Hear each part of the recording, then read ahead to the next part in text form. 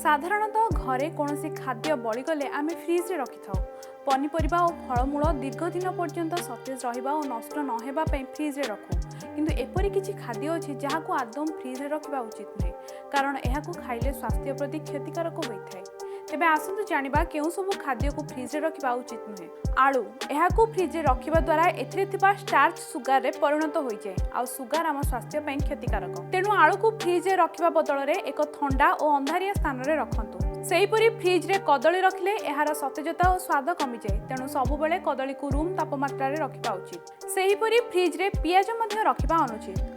Mhow fridge रखिले यह क्रिस्टालाइज होई कठिन हो जाई पारे, एहार न्याचुराल गुण मध्य नष्ट हेबारे लागे, तेणु सबुबेले महू को रूम तापमात्रा रे सुखिला जगह रे रखिबा भल।